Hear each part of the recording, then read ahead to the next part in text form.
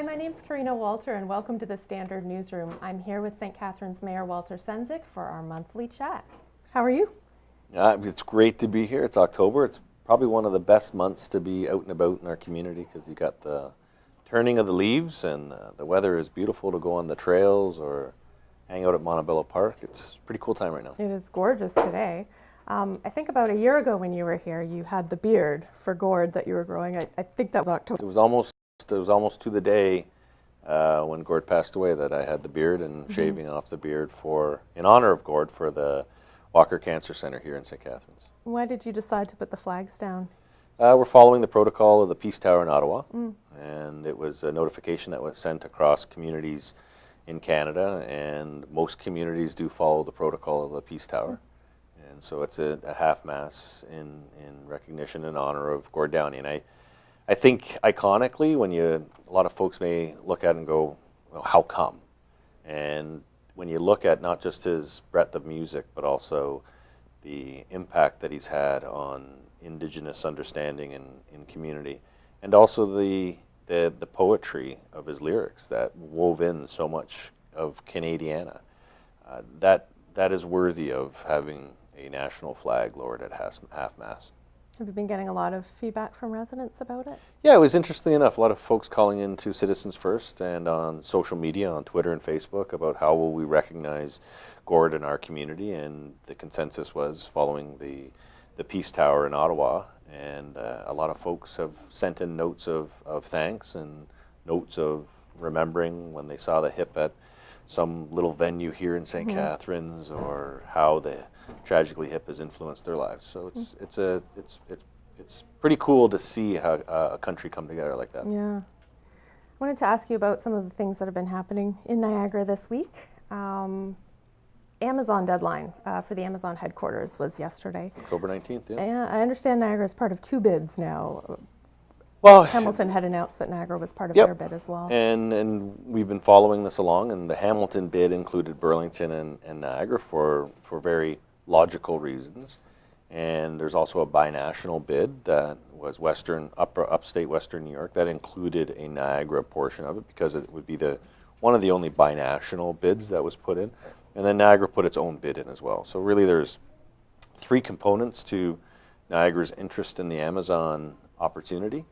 And I can, again, say confidently that I think the Hamilton bid is strong with us in it. I think the binational bid is an interesting, unique way of looking at how to attract a company like Amazon. And then the Niagara specific bid, I think there's legitimacy there, and there's a lot of folks that would say it's a non-starter from the beginning. But I think it's an opportunity for us. And again, you look at the mayor of Mississauga, Mayor Crombie, she said it's the same thing about Mississauga, is even if we don't make it to the short list as a community, but companies like Amazon see the potential in what we've had, or we ourselves are able to articulate what our potential is, we can take that model now and go after other IT companies. Amazon's not the only forward-thinking IT company in the world. So we have to start thinking broader, and we have to start thinking bigger. And this is an opportunity to put that bid together. And then if Amazon doesn't come here, let's go after the next Amazon and bring them here. And as well, let's support the companies that are here to grow the next Amazon organically in our community. What kind of role has St. Catharines had in putting together those bids? Well, the Economic Development Office, led by Brian York in our city, has played an important role at the table.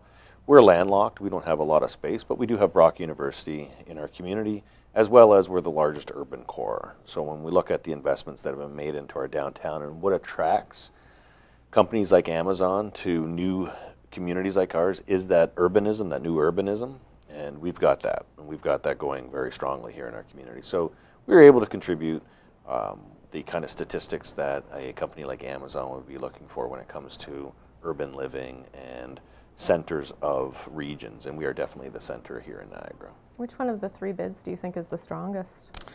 I would be biased if I simply said that the Niagara bid was the strongest. I do believe that the growth of the Hamilton economy and the diversity that's in the Hamilton economy that includes the transportation that is rail, water, and air, as well as the proximity to Kitchener, Waterloo, and Toronto, with a significant connection to the GO system, of which we're going to have in 2021, 22. Having that bid, I think they are well positioned to have I think a good strong look. And then with us as being the proximity neighbor to Hamilton, I think we actually strengthen their bid. Because if it was Hamilton standalone, I don't know if there's enough space that would allow for the growth of a company like Amazon to take place without it becoming disjointed. But having the Niagara part of it does give them the kind of greenfield space that maybe we're required to build a more campus-like facility. So I think our inclusion in their bid makes their bid stronger. When are we going to be hearing? They would, I believe that they would say, they said early 2018, the first quarter is when they will signal to the short list, the short list. And I'm hoping that'll be a Christmas present to our community if it's early January. Okay. One of the things that is happening in the community right now, some of the movement that we're seeing is up in Port Dalhousie right now, and with an E is filming. They're building their sets right now. Annie with an E. And with an E, yep. I'm wondering how that came about, and does the city actively go out and try and get television shows to film here? Well, we're part of the catalog for the movie industry, where they look for unique neighborhoods, they look for unique parts of communities that would be more historic in nature. So we're on that list. Hamilton's on the list. Toronto definitely is there, and Guelph, older communities that have been around for a long time that have that old infrastructure. So when movies are looking for certain dynamics, and I think it was about a year and a half, 2 years ago, we had, before the Meridian Center was built, so maybe 3 or 4 years ago now, when they turned the back of the lower level into, I believe, a Little Bombay. And that was another example of that kind of architecture that we had back there was flexible enough to fill in for India. And so when you look at our historic structure and architecture, we do fit a certain style of filmmaking. And so it's part of, I'll give you another example, is when we had the two hospitals, so the Hotel Dieu and the General, which is still up. When those two were decommissioned, our economic development office, we reached out to the Toronto film industry and put those two empty hospitals on the film market. And actually one of them was used for a film just after that. They came in and they did a couple of film shoots there. So we're consistently looking, because it's a small economic generator for us. It's not a huge economic boom, but all this helps to draw attention to the assets that we have in our community. Do the crews and the people who are working all get hotels here and stay here? Yeah, there'd be accommodations, there's meals, there's rentals. They rent vehicles that they would be using.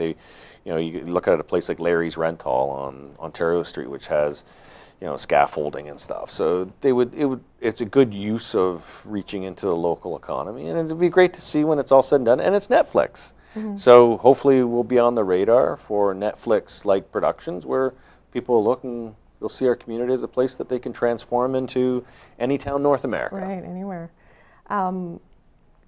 We have budget open houses coming up next week for the public, and a telephone town hall again. What are people going to be hearing when they go to those?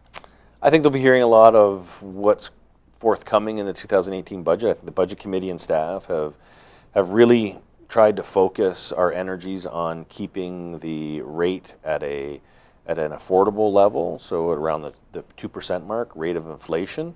And what they'll be able to hear from the budget presentations that will be a part of the open house and the telephone town hall, which is the more interactive one, is where the decision points are going to come from. So I'll just give you an example, is that because of the minimum wage increase that is coming from the province, the impact, the net impact on the city of St. Catharines, when you look at the actual upward pressure, is about $400,000 is what's the projected impact.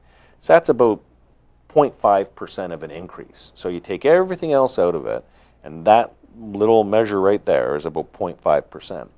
So when you start to build the budget and you look at the increased hydro costs that have had an impact on the budget, you look at things that are beyond what I would say the control of local government, that right there you're sitting at about 1%.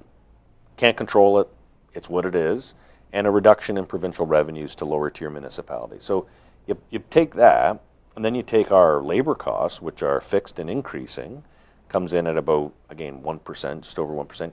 You can see how we get to the 2% pretty quick without any enhancement in services, without adding any kind of services that people may expect.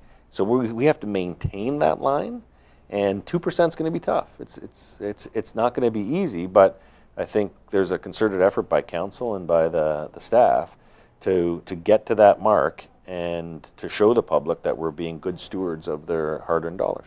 It doesn't sound like there were any services that were going to be cut this year. No, it's They're talking about on the budget committee yet. No, I think it's and again, you don't want to do a budget by 1,000 cuts. That doesn't work either. What we're trying to do is also use some and create some of the reserves that were coming from the hydro surplus that we're hoping to allocate to some of the reserves so that they're at a place where we don't have to continue to invest in the reserves, which helps to lower the pressure for us to have a higher operating expense line. So there's a lot of parts to it, and I think having the budget committee now a full year, it's a now standard committee of council which meets throughout the year. That has brought better financial controls and oversight than at any time in the history of the city in terms of its budgeting. Okay, so people can come to the open house Tuesday, Thursday, and then they'll get a phone call at their house on Wednesday. 30,000 phone calls. Yeah. You'll be on the other line with. I will be there with Budget Chair Matt Cisco. Councillor Cisco, and we'll be answering questions. We'll be talking about the budget process, and we'll be looking for feedback. So if you get a chance to be on the line, it's only an hour, but it's an hour of time that relates to something that directly has an impact, which is property taxes.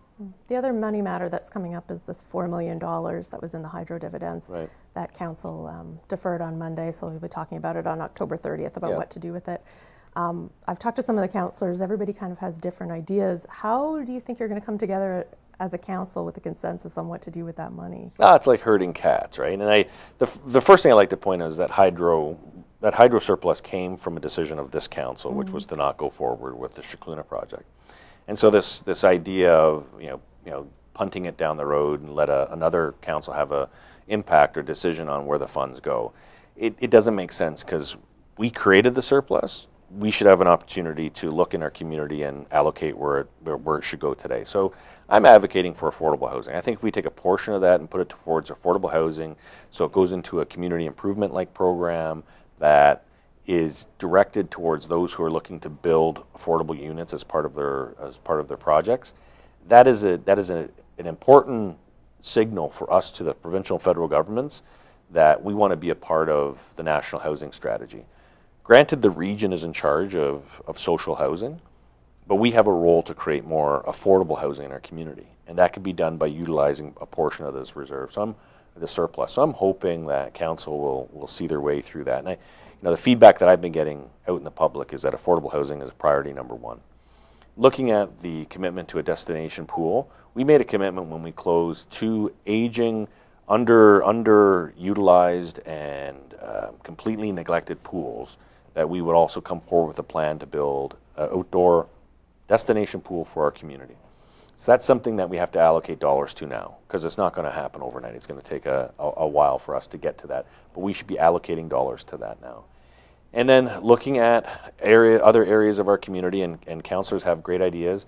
I know the Merritton Lions Club, they're interested in looking at a splash pad in Merritton. So how do we leverage these surplus dollars so that instead of a splash pad costing us 100 cents on the dollar, that we can get 30 cents dollars. We can partner with something like the Lions Club. So these are the discussions that are going to come forward, but I think you're going to get each councillor giving us a sort of list of things where they'd like to see the dollar spent. Hopefully we'll get to a consensus, and I don't agree with putting it to the Civic Project Fund, and I say that because it's already funded up to $5 million. Like, there's almost $5 million already sitting in that fund.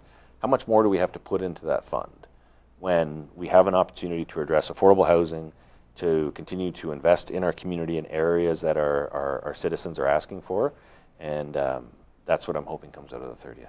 What about some of the councillors who say put it aside right now in the Civic Project Fund or in the bank until after the election? I don't know why they would say that. I think that's just, it's abdicating